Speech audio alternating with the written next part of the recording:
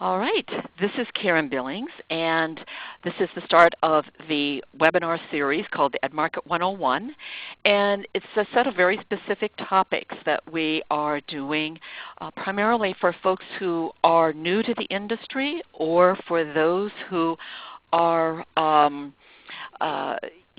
part of startups and things like that. Now, I think given the people that I see on this call, there are some pros, as Frank has referred to you, so it'll be interesting to see what kinds of questions you give us. But I'm going to first give a little plug here about SIIA because not all of you are members. And I would like just to remind you that we are a trade association. Our members are the companies, not the educators. We provide a lot of services, a lot of benefits. You can see those.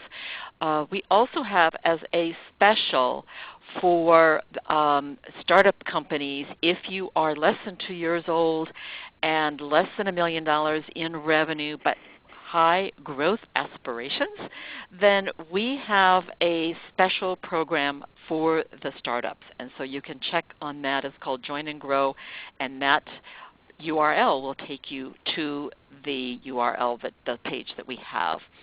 We have recently, as of yesterday, put out our latest PK-12 market report. It's chock full of information, and it's free to everyone who has participated in it and given us information for the survey.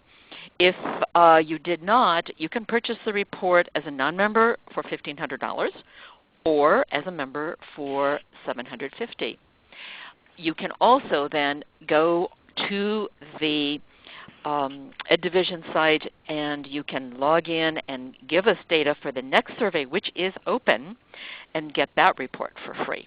We have a lot of committees. The key committees at this point for 2014 are what we call membership programs, market data, tech dev, global strategies.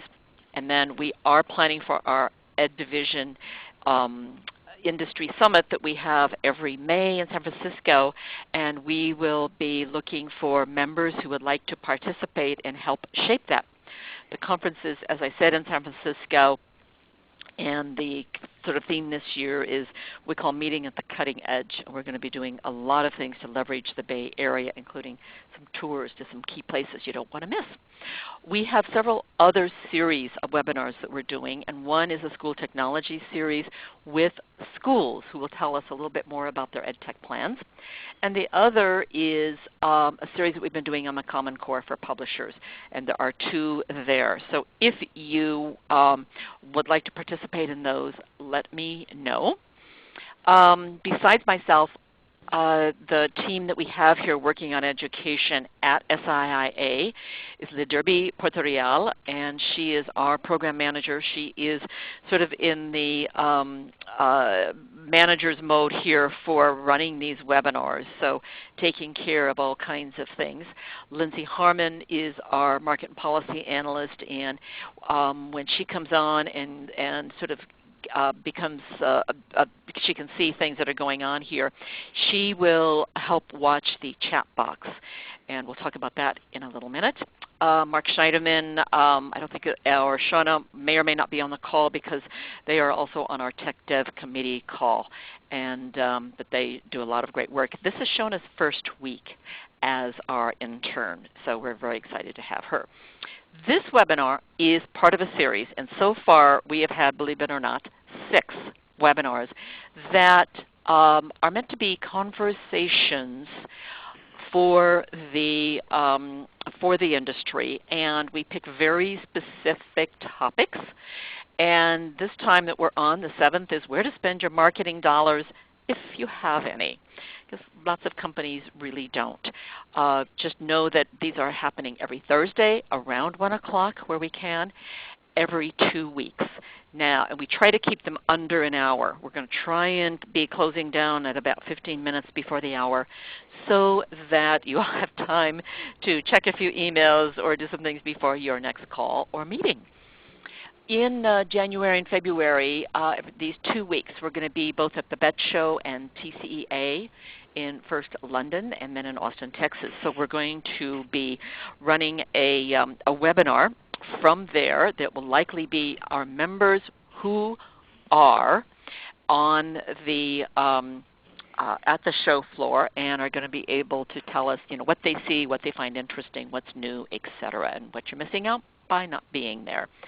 Now, I noticed that some folks have questioned about the audio.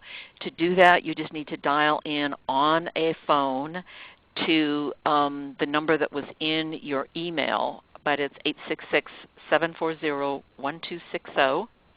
And then the meeting number is 789-4467. So we're going to get started today with this, what we call a conversation. We don't ask our presenters to provide a lot of slides because it's really not meant to be presentations. It's meant to be a conversation. The moderator will be asking questions, and all of the attendees, I hope that you go into the chat box on the lower left side of your screen and ask questions. Feel free to ask whatever questions come to mind that you think these panelists can answer. So let's get started talking and give them a chance to talk about themselves. But the first person that I'm going to introduce is Kathy Hurley, who will act as moderator.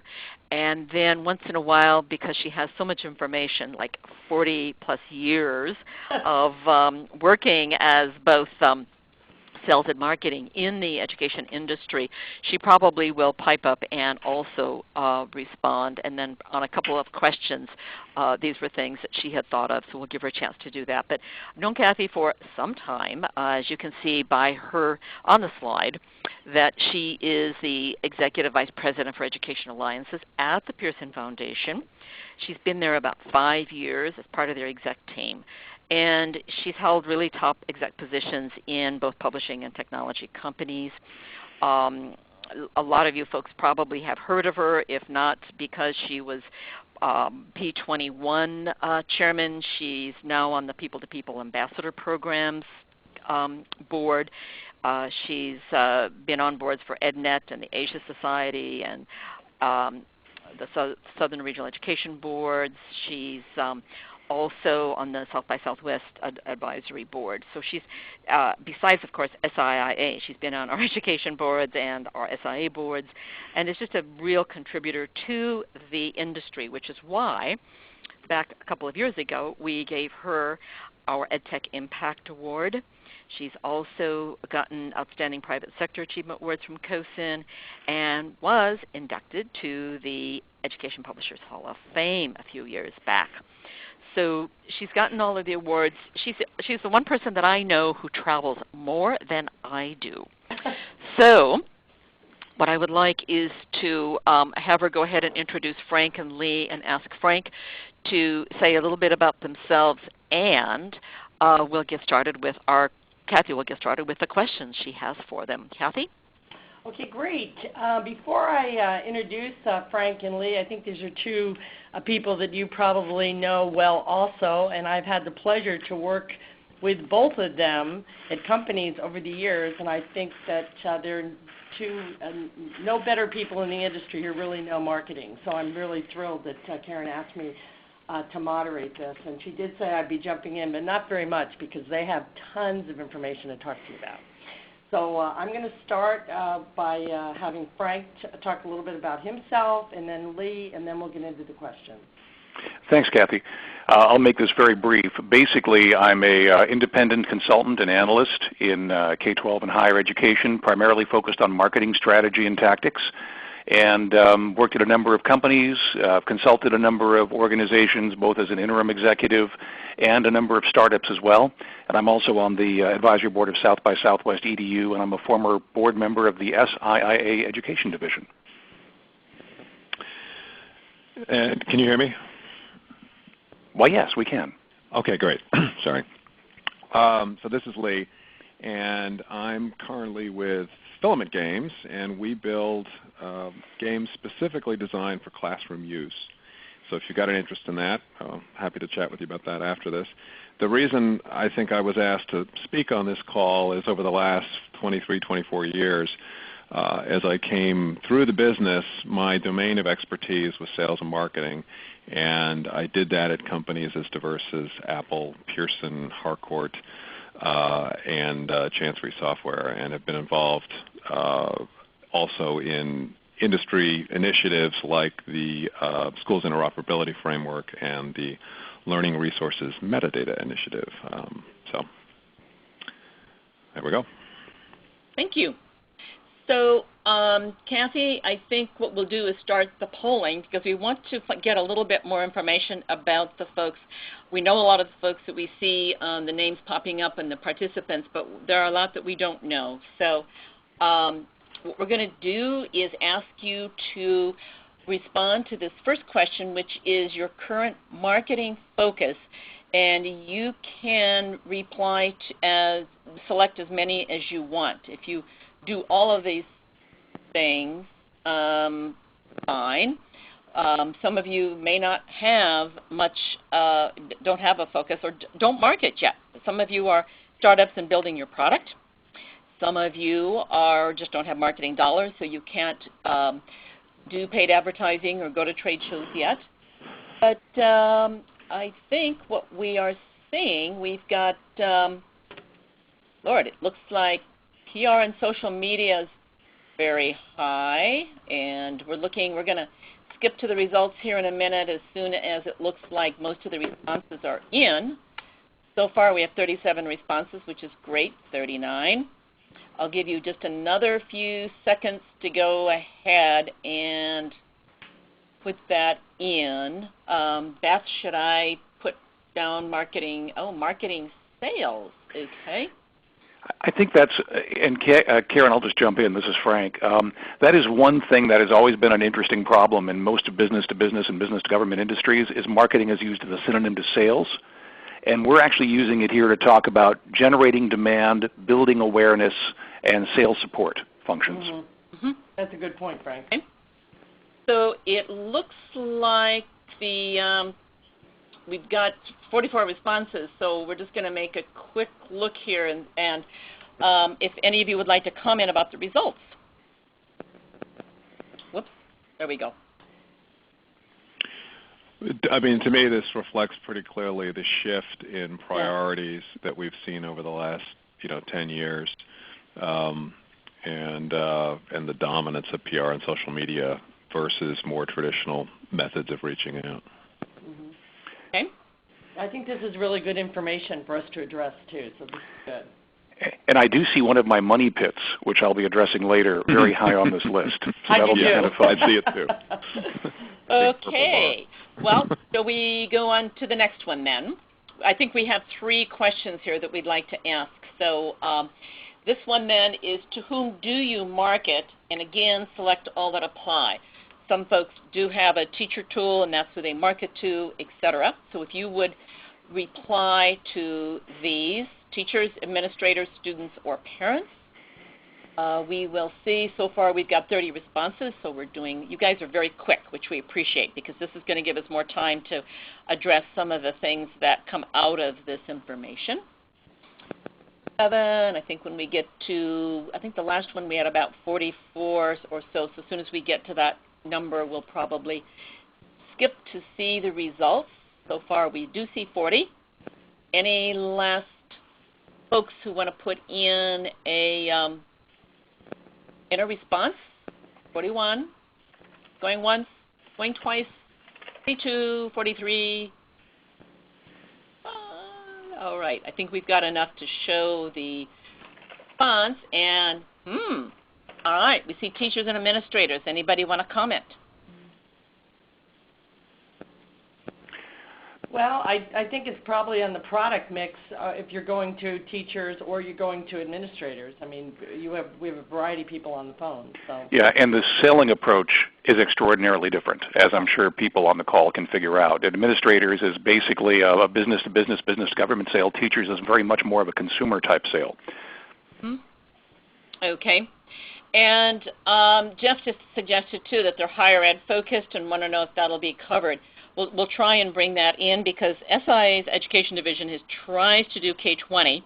We do have more PK-12 publishers, so it tends to focus on that a little bit more than higher ed, but we have a higher ed market report, and I do believe that for those who have responded that they market directly to students, that lots of times is because they're in higher ed.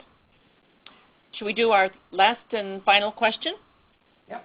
All right. It is, do you have dedicated, which means internal, marketing staff? And please select either that you do, you don't, or some of you may have some kind of budget where you hire, a PR agency, or you hire folks to do the marketing for you. And if you are in marketing, you can count yourself. Yes, if you are an employee and you're a marketing department of one, which a lot of us have been in the past, right, Frank, for small companies? Oh, yeah. Or you're a marketing department of 0.5 because you have another job too. That's an even better. Because probably, Lee, they are marketing and sales, right? Mm-hmm. Yeah, okay. Well, we've got 45 responses there. So I think we're going to go ahead and look at the results. All right. So most people, Kathy said 60-some% said that yes, they have dedicated marketing staff. 22% don't, but 16% do some outsourcing. So bottom line is a third has nobody dedicated in-house to marketing at this point. Yeah, and I would think for smaller companies that probably is the case. Mm-hmm. Okay. Well, and I think it was Packard of Hewlett and Packard who was famous for saying that marketing is too important to leave to the marketing department. So there are people doing marketing. Whoever is responsible for telling your story to the world is doing marketing. Yeah. Yeah. And the story is very important. Well, and I always maintain that a lot of teachers could go into marketing because they have spent their years in front of kids trying to market the idea of studying, doing their homework, the fact that their subject area was important, etc. All right, so let's get started. Kathy, we're going to have you ask the first question, and we'll go from there. Kathy, it's all yours now. Okay, and Karen, I really want to thank you for that really nice introduction. I've seen so many changes in marketing over the years. I'm actually in San Diego right now at our national sales meeting, and I have totally flipped everything that I've thought about marketing to a whole new idea of what I think about marketing. So, and I think probably Lee and Frank feel the same way. So I think this will be really a great discussion. So do you want to talk about how you think education marketing has changed over the past 5 to 10 years? Yeah, this is Frank. I can sort of take the first whack at that before Lee gets to it. Bottom line is I think we've moved much more in a direction of what I would call informational marketing and less promotional marketing. And I think that's because of the number of sources people have to do real-time checks on claims in marketing. So you use social media, you use public relations, but you use them as a way to get the story out as opposed to a way to sort of force people to think about you a certain way. You have to try to shape how you want to be perceived, but you really don't control it. So I think informational marketing in a very clear way is the way that marketing has changed in education as well as actually the mass market in the last 5 to 10 years. That would be a primary change, and that everybody who you're marketing to, no matter what their level, expects to have clear information, easily understood, and that they can instantly get more information if they want it, and more of a consumer market experience, if you will. Yeah, Lee, before you talk, considering that we did the polling, what's really different, I think Frank mentioned that too, is that it's very different marketing to a teacher and marketing to a superintendent, and that the poll was split right down the middle, on who people are marketing to. So this should be a very interesting conversation because both of those areas have changed. Yeah, I mean, my comments, although actually would be sort of independent of that issue, because I think there's a couple of meta things that have happened, one overall in our culture and then one specifically in education. The overall cultural thing that I think is important to take note of is that 20 to 30 years ago,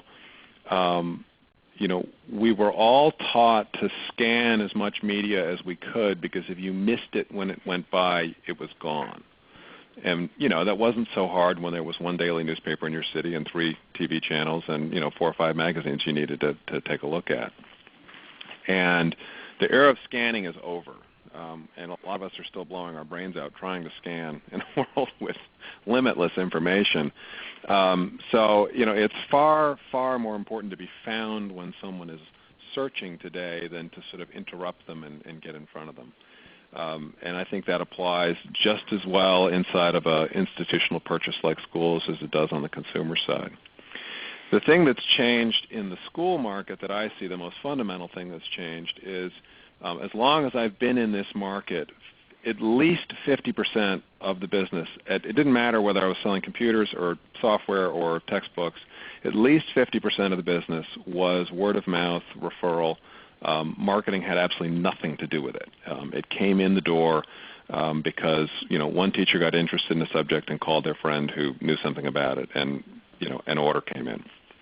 What's changed is that we now have the ability to observe that conversation through social media, and if done properly, to actually participate in that conversation. And so there's been this sort of black hole in the marketing side of things that now we actually have a window in on, and that's actually pretty exciting and a great opportunity.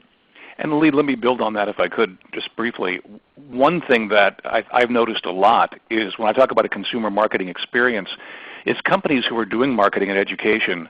It used to be that your feet on the street were all you needed, your sales force. And what's happened is people want to know who you are before you show up with a sales force, if you have one, or before you sell to them. So building awareness, which is a really core part of marketing and consumer market, has become very important also in the education market. I don't mean promotional awareness, but people need to know who you are before you show up, as opposed to just hearing about you for the first time from a sales force. I couldn't agree with you more. It's getting harder and harder to get face-to-face meetings, too. So I think that is a very important part.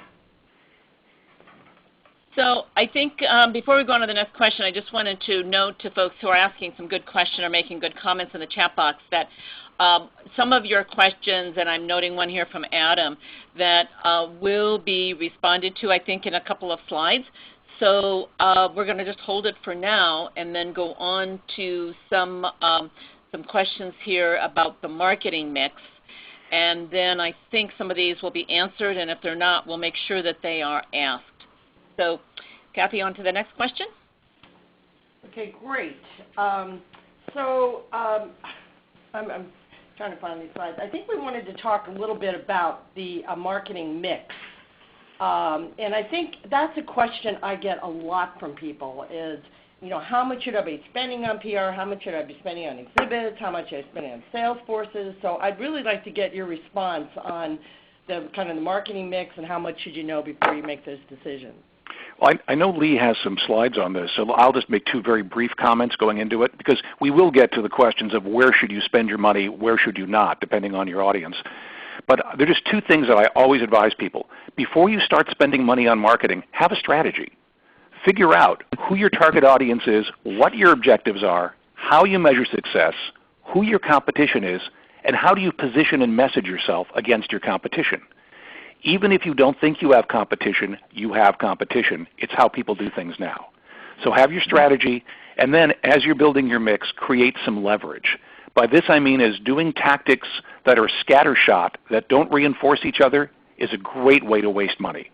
So you really need to, if you're going to an event, build something around that event. Do emails in advance or direct mail. Do follow-up like posting stuff you've done at the event on your website or on social media. You really have to create leverage if you don't have a lot of money. And that's sort of my overall pre-marketing mix advice. Lee? Okay, great. Well, I'm going to just talk through really quickly here a conceptual framework for thinking about marketing mix. Let me start. There are some constants that I think everyone should be doing. And I think building on what Frank just said, having a clear brand promise, fundamentally my view of marketing is that there's a promise you're making to the world and you're lining the company up to fulfill that promise. So you have to have clarity on exactly what it is you're promising people, and that's a whole other conversation about sort of what that promise should be, but that's a critical thing. Obviously, these days you've got to have a web presence. A friend of mine joked several years ago that if you're not virtual, you're not real now. So the first thing all of us do when we hear about something new is we check out the website. And your website is that sort of first impression, so that's critical. Public relations air cover, we talked about how much harder it is to get meetings and whatnot, so having people just know, oh, I've heard of that company, I'll take that call is pretty critical, and PR is the best way to do that. And then obviously engaging in social media, as I was talking about earlier. But that doesn't get to kind of the more specific mix that you have. And so I developed this little chart and just to kind of talk about how I think about this. And you've got two major factors that influence what your actual marketing mix should be. And the first is, how complex is your story? How novel and new is what you're presenting? How complete a product is it? And the other one is, what price point are you selling at? And as both of those, if you've got a low complexity, low price product, you're really setting yourself up on a marketing side for an e-commerce business where you're trying to drive people to your website and you're trying to actually get an order directly on the website. And so that's going to look like email, direct mail, behavioral marketing. Those kinds of activities should be front and center for your marketing mix. If you've got high complexity, high price, you can not only afford a sales force, but you need them in order to tell that complex story. And so your marketing mix is going to skew much more towards, if you're doing direct mail, it's not going to be about getting somebody to actually place an order. It's going to be about having them put their hand up so that a rep can go out and talk to them. And so you're going to be looking at collateral. This is where you're actually going to look at events and even professional development. And in the middle is what I call the valley of death. And for me, the valley of death goes between products that cost $250 and products that cost $1,000. And in that valley, you're too expensive for someone to make a direct marketing decision to buy a product, but you're not expensive enough to actually support a rep out in the field. And unfortunately, I've seen several companies kind of get stuck in this zone over the years, and it hasn't ended well for any of them. So you've got to be thinking about kind of all of that as you're putting together your story and your marketing mix. So that I just wanted to present some conceptual background in terms of, am I building really a direct sales organization and driving leads to that organization, or am I actually building a web presence and trying to take orders directly from that? And that should drive everything else, in your overall marketing mix. Frank, do you have any responses to that? No, I want to be able to get to the specifics too. I would basically say that Lee has thought this through extremely well, and it does take into account also target audiences, because generally your target audience an individual teacher is not going to spend $1,000 on a product. So you're kind of also forced into the administrative area as well. Okay, great. So we typically see two reasons that people do marketing. We talk about creating awareness and producing sales leads. Do you have specific tactics for those? Well, I think that I do have some absolute musts, and Lee has touched on these. One is essentially word-of-mouth marketing. That has become way more important. So social media and being active in social media channels is absolutely important. So is public relations. Both of these are very cost-effective, but they're long fuse. In other words, you're not going to be able to draw a straight line from, I'm doing this awareness-building activity and I've just made this sale. But what you're going to do is sort of essentially sow the seeds or put the fertilizer, which may be a bad metaphor actually, in the soil for growing your sales. So for creating awareness, I really recommend doing social media, public relations, understanding that a news release really isn't for the press anymore. It's for the people who are doing searching and for SEO. Mm-hmm. So those are core things. For producing sales leads, I really like email marketing. Some direct marketing can work as well, direct mail. And part of the reason for that is that there are so few people doing direct mail these days that's done well. You stand out because there's no crowd. So it just depends on your audience and the level of sale. I agree with Lee on the website completely. And I do also think for producing sales leads, don't underestimate providing good marketing materials and tools, primarily tools, to any sales force you have, whether they're direct or whether they're independent reps or whether they're just people spreading the word for you. You want to make sure that you have a library of good logos, brief descriptions that can be sort of assembled in different ways by people who are telling your story. So having that kind of a channel sales toolkit is really important, even if it's just digital.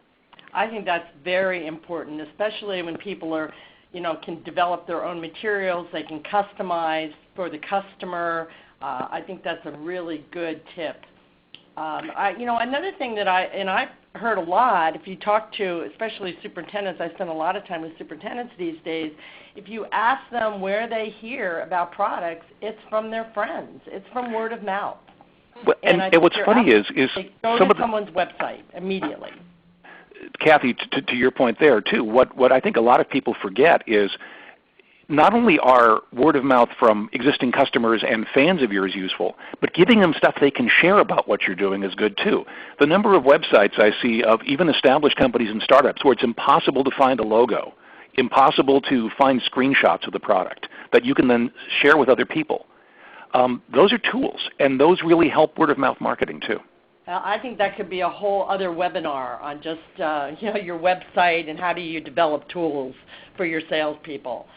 Because I do think, and how do you get customers to talk about what they like about your products because they're sharing it with their networks. I mean, just as a aside, I did a little project for myself where I looked at like 28 different superintendent groups, and they all, talk within their groups.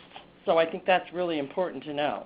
And this is why case studies and white papers are important also because they can be shared. Yeah. Anyway, Lee? The thing I agree with everything that was just said. I would add that we all love our products, and we all have a touch of ego. But the best way to create awareness is to help one of your customers tell their story that happens to involve you, as opposed to you going out and telling your story.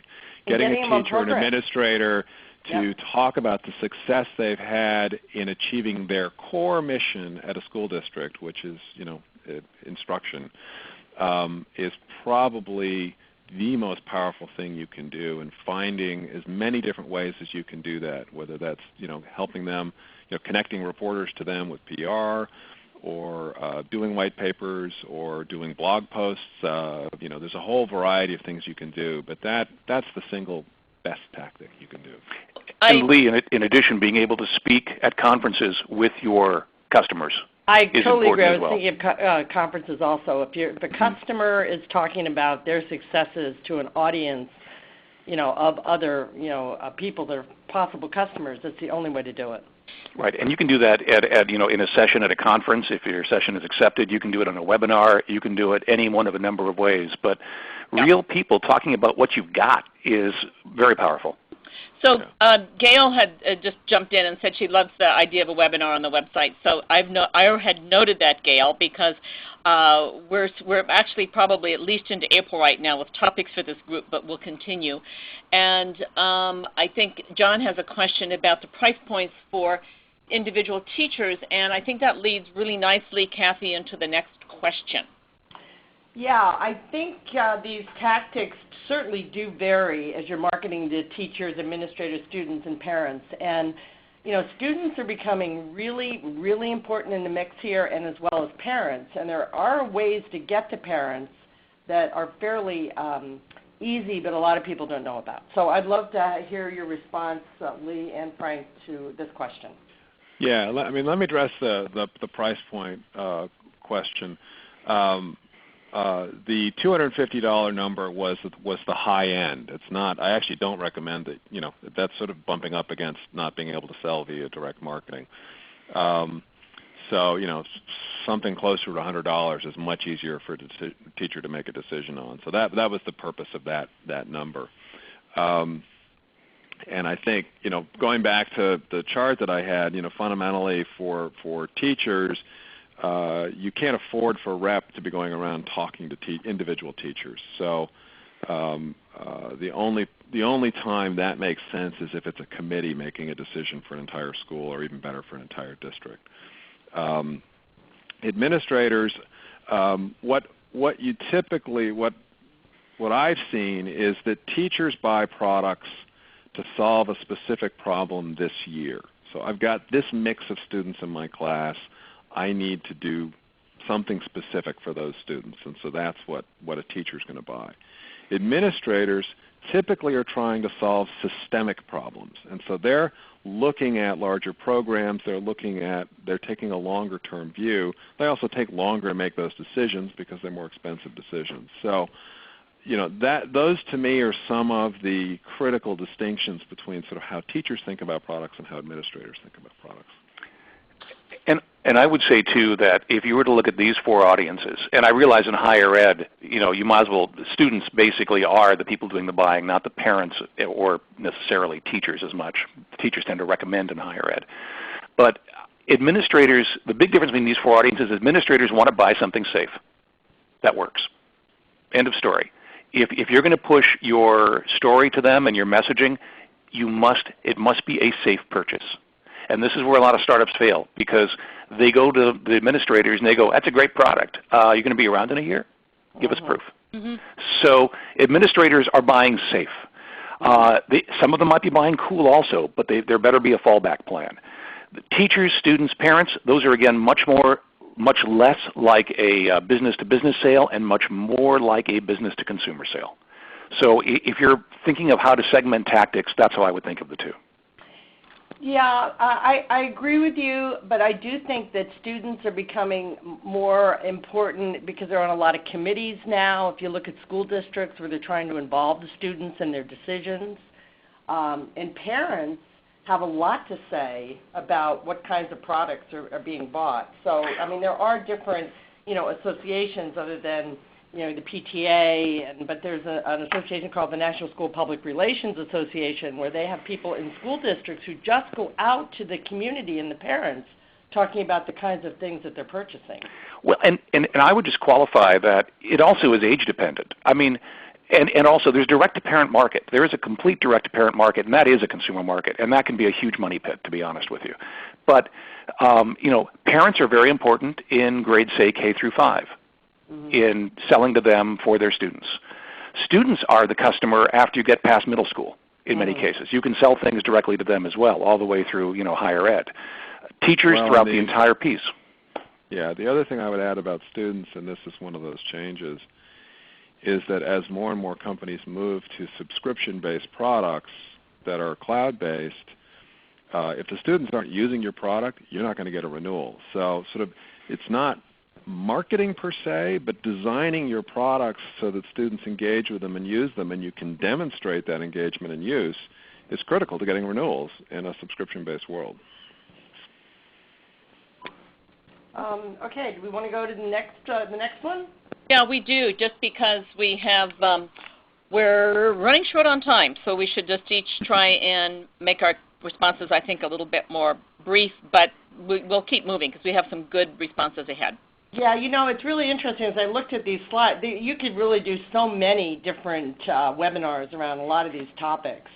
But, as far as inexpensive ways to generate word of mouth, I just want to throw in here this association participation. If you look at the K-12 guide that SIA did, I did a whole chapter on how do you really use associations appropriately to get your message out. And most associations, whether it be NEA or ASCD or elementary school principals, they all have free newsletters. So if they're getting your press releases about your products, or again, if you're talking to customers or principals, have them write a story and put it in their newsletters. I did a presentation once that working with associations is more than having cocktail parties because most of the time people think that that's all they want is you to sponsor something, but there are so many inexpensive ways to get to all of their members by working with them on their blogs and their newsletters, and things like that. So anyway, I would love your response, Frank and Lee, to that. Again, I want to get into some more specifics about paid tactics, but I would say associations are important from a standpoint of networking. You never know when someone you might meet who's in the industry could lead you to their customer base. And they're also important from a standpoint of exposure. If people know who you are, they can recommend you in the industry. If they don't know who you are, crickets. Mm-hmm. Yep. Karen, did you want to talk about SIA? Well, of course, because SIA can help. For members, we provide a lot of visibility, and sometimes they're very informal because we'll get a press call saying, we really need to understand the market for, I don't know, online services or something. And I will recommend members. But the other thing that we do is that our members do get their press releases put in our EdTech Daily.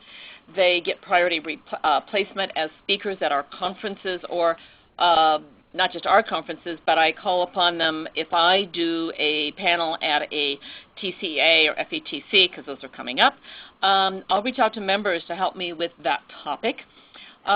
We have a member newsletter every 2 weeks, and we can put your job postings or your events there, particularly your events.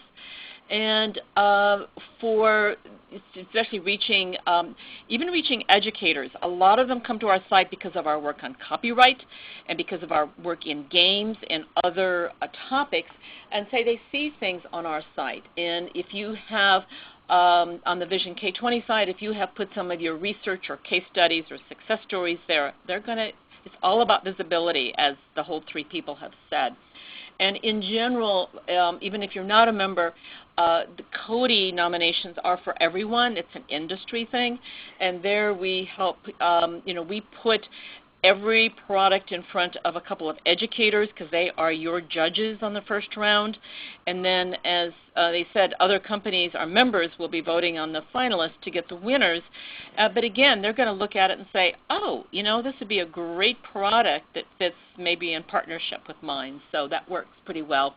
And EdMarket 101 and some of the other series that we're doing are open to others in the industry. And as most of them said, it is all about networking when it comes to building those alliances so that you go into schools perhaps with not just yourself, but in partnership with somebody else. Because they may not know your company, but they may know the partner that you have.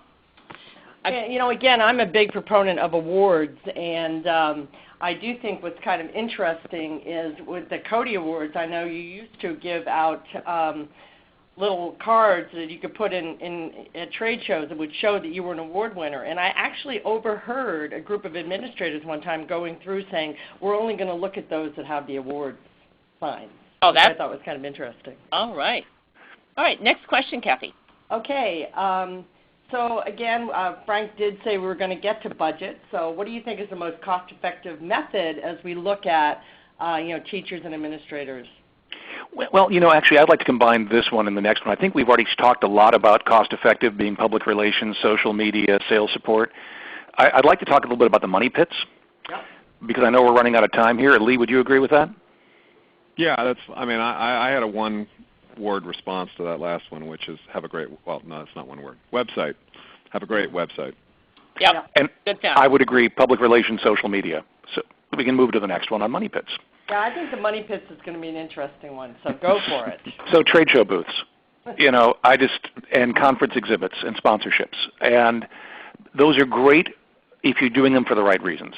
If you're using them to build awareness, they're great. If you're using them to get sales leads, they are a total waste of money in most cases. It's not a great place to spend your money unless you're doing it just to build awareness. Don't expect to get sales leads out of it necessarily. Paid advertising, general display and broadcast advertising. It'll make you feel good. It'll give you a lot of ego strokes. It will not do much for you unless you have a very strong call to action and a very targeted paid advertising audience. Promotional items like tchotchkes, again, there can be good leave-behinds, but unless they reinforce who you are, they really aren't very helpful. Again, you can spend a lot of money on those, and a lot of people spend these at trade shows, and it turns out the tchotchke becomes the booth. The people come to pick up the promotional item and don't care who you are. That's a waste. And finally, marketing collateral, printed collateral. Optimize for online first, but make sure it can be printed. So flip the concept. You have to have some kind of thing you can use as a leave-behind, but it should be optimized for easy online distribution and then printing versus the other way around. That would be my advice. Okay. Yeah, I'd like to hear Lee too, because I do think this is where it's really changed in the last 5 to 10 years. I think all those things you talked about was what everybody wanted to do, and now it is, again, the PR, the websites, the social media for sure. Lee, do you want to respond to that? Yeah, I mean, I don't have much to add. I think Frank hit the high points here. I think sort of the core thing you touched on there, Frank, is there are several kinds of marketing activities that are good for the ego, but which don't actually accomplish much. And I would put sort of trade shows and paid advertising at the top of that list. Trade shows can do certain things. And again, it goes back to your price point, right? If I've got a really high price point product and I go to a trade show and I get 300 leads, that can pay for itself. But if I've got a $50 product and I spend $30,000 on a trade show, I got to sell a lot of product to make that back. So, and there's no way in hell I'm going to get those kinds of leads off there versus putting that money, say, into the website and driving traffic there. So. The only thing I'd add to that, if people on the phone, if they really do like doing trade shows, I think the days of having these huge booths are over. If you want to have a presence, so you can say to an administrator, I'll meet you at my booth, or you want to be doing kind of surveys, talking to people as they're coming through. You can do that from a small booth as well as you can a big booth. So right, but they can consume months of time internally in a company for a 2-day event and not accomplish very much. So yeah, I really think that the way to think of a trade show is think about it as attending, maybe getting on the speaking program if there's a conference attached. If you have to have a booth, make it cost effective, build an entire program of email marketing and website stuff around the booth so people who don't attend get the benefit of it, and make the booth a place where you can meet and hold business meetings with potential partners. But I honestly think that's not a good start for any startup or somebody who's cash strapped. Yeah, no, I agree with you also. Yeah. The other alternative there, by the way, is and I've done this successfully, is to actually put together your own series of by invitation events. And that can actually cost about the same as a trade show, but actually be much more targeted and effective. So. Oh, events, absolutely. Do your own events where you invite people in, you bring speakers in, your customers, and things like webinars to do before the event. Oh yeah, there's a lot. That's probably another whole session to talk about. Okay, so we've talked a little bit about the money pits. Now I think we're going to talk about what do you look for. Oops, we skipped over one, I think. That's it. One of the questions was, I'm going to ask it anyhow. What do you look for when you're looking for a good marketing person today? Interestingly, I would love to be able to answer that specifically, but because tactics and the tactical mix has changed so much in the last 5 years, I look for a generalist who just understands marketing. Not necessarily formally trained, but understands how to tell a story, understands how to pull the benefit out of a complicated mass and communicate it clearly. And the tactics fall out of that. So you've got to have somebody who really is a good native marketer in their being. Yeah, I think that whole thing of 21st century skills, you really need people who are good writers, good communicators, can kind of sort through, pick out the key messages and ideas, and are creative. It's all of what we're talking about with 21st century skills. Yeah. Yeah, and I'm actually hiring a marketing person right now, so if anybody knows somebody who fits that profile, let me know. Yeah. But no, it is interesting being in the middle of it and actually people, but you can hire, if you have education people on your staff developing, they can be helpful to a marketing person, but I kind of go on what Frank's saying. Let's get someone who understands marketing. Well, I would actually say let's get someone who understands storytelling. Yeah, I agree. I totally agree. I can teach you how to do a direct mail campaign. I can't teach you how to tell a compelling story. So. Okay, I think we want to talk a little bit about resources. I think that's something that Karen has talked about a lot, is maybe getting more information up on the SIA website of resources that are available for people who are hiring new marketing people or new startup companies. But did you want to talk through some of the resources? Yeah, I think I've got some on the second resource page here, but Frank actually put together, or was it Lee, put together these are mine. Yeah. courses. I guess it was Lee. Do you want to just address those first? Oh, it just we've touched on all of these, but these are blog entries on my blog, and so they may be interesting if you're interested in this topic. Yeah. I follow your blog faithfully, so I think you really have some really good information, as does Frank. So, yeah. Well, and I think Lee's educationbusinessblog.com, if I recall correctly, has a lot of good resources. I'd also point to a specific article on intrinsicstrategy.com. Just put 100 in the search part and you'll find it. But this is basically summarizes some of the thoughts I had here on if you only had 100 marketing bucks, how would you spend them?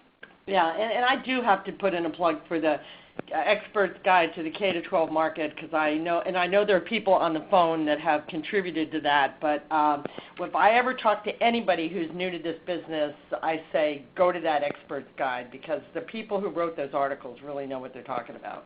Mm-hmm. And briefly, we had one question about, what if you have something that's brand new to the market and nobody's ever heard of even the category it's in? It's a two-step marketing process. You have to educate, and that's informational marketing, before you can entice, and that's promotional marketing. So you have to think of it as a two-step process, and it will take longer, but you have to be able to tie what you have that's new to something that already exists, so there's some familiarity. Just like when Scott Cook introduced Quicken, he talked about it as being an electronic checkbook, and that let people sort of get a mental image about how to move forward. So you have to inform and then entice. Yeah, and I would go back to the first personal computer, the first spreadsheet that they ever put out. I mean, they did have to tell a story because nobody had ever seen the product before. So it is a much harder problem, and there are companies who are very good at coming into a market that's been established as a market and then turning around and putting a lot of dollars into it and having some good products and later owning it. We go to the very last question, and we'll... Yeah, the last question before I hope we get to a couple questions. This is always it's a great topic because things have changed so much in the last few years. So what do you guys think that how marketing will change over the next 5 to 10 years? Well, I think the bottom line is, obviously a blanket statement, human psychology and biology change a lot slower than technology. And by that I mean is the tactics will inevitably change. The various forms of marketing vehicles will change. But the fact that people have to understand what it is you are providing them and the benefit to them, that doesn't change. So you need to make sure that you have a very strong story, very clear messages and positioning, no more than 3 key messages. Some good studies on that recently, by the way, as to why. But you have to make sure that's not going to change. What will change inevitably are the vehicles. Right now it's Twitter and Facebook and social media and LinkedIn. Who knows what it's going to be in 5 years? But if you have the foundational work done well, you will do well. Yeah, I mean, if you even look at the mix of companies in the last 5 years, I mean, we just don't know. It's hard to make a decision in the next 2 months, what's going on. But, right. I mean, I always recommend that because of that, because we don't know what's happening. I mean, we can't predict. Well, and the other thing I just wanted to mention on the resource area, and it's back to what both Lee and Frank said about marketing, is there's so many good, consumer marketing books out. And I remember years ago going to a marketing seminar, and they said, "Don't forget, teacher, squeeze the Charmin." We do get caught up on our own kind of education stuff and forget that our customers are consumers. Right. Okay. Yeah. So let me just add one thing on this. I think the advice I would give marketers is to always be taking 10% of your budget and spending it on something that scares you, because we don't know what's going to happen. So we need to be trying the new stuff. Great advice. Thank you. I like that. Yeah. So there's a question that we sort of semi-answered a lot of them, but Beth asked a question about marketing automation software. Does anybody want to sort of pros and cons of using market automation software? It can be great. I mean, it allows you to do, behavioral marketing where I generate a lead, and then the follow-up pattern to that lead depends on what the person either does or doesn't do. So if I've asked them to log in and download something and they haven't, I'm going to send them one message. If they do log in, I'm going to send them a different message, and you can sort of massage the lead to the point where it either becomes a deal or a referral to a sales rep using that kind of software. But you have to think very carefully about that tree, and you have to constantly monitor and fine-tune it. But it can work really well. Okay. Mm-hmm. And another question was here, was the best way to become known without money? And I think we answered that, but it does remind me of, I was once talking to somebody who was looking for a marketing consultant and said, what's the best way you can get me on the cover of the New York Times? I said, kill someone famous. Hey, I know how to do that. But the bottom line is the question was the wrong question. It was, the reality was, it should have been, what can you do to make my sales and company more effective? Awareness alone doesn't do it. Publicity alone doesn't do it. It really has to come down to the bottom line. You bet. Well, guys, this is the 7th one that we've run, and I think it was a great conversation. And I hate to cut it off, but many of us, including SIA staff, have a 2 o'clock call right now. We're actually going to talk about launching our Vision K20 survey in a few weeks, done when we're all done at FETC. So I do want to thank, first of all, our 3 participants here, Kathy, Frank, and Lee. You did a great job. I think you imparted a lot of information. Reminder that the audio and the slides are going to be posted on our website soon. And so you can, if you want, share that information. Our new Education Division intern is going to be listening to it later and trying to summarize some of these key points, take the highlights, and just give a page or two summary of what the best information is that we can share. Because some people can read a page or two. Listening to almost an hour's worth of presentation is difficult to find that time during the day. So thank you all, and 2 weeks from now. And I want to say a final thank you also. Thank you for asking me to moderate. Thank you, Frank and Lee. It's always great to hear your thoughts on these topics. And I know it's a surprise to some of the people on the phone that I know, but I'm getting ready to catch an airplane. Yes, and in fact, I think a week from now, Kathy, I'll see you in London at the BET show. Right. And that is then the following Thursday, 2 weeks from today, probably about the same time or maybe a little bit earlier, given that it'll be 6 o'clock in London. We will be doing a live from BET show. 2 weeks after that, live from TCA, and you're welcome to join us. We will get those reg information up quite soon, and join us for that. And thank you all again for joining us today. Okay, thank you. Bye-bye. Bye.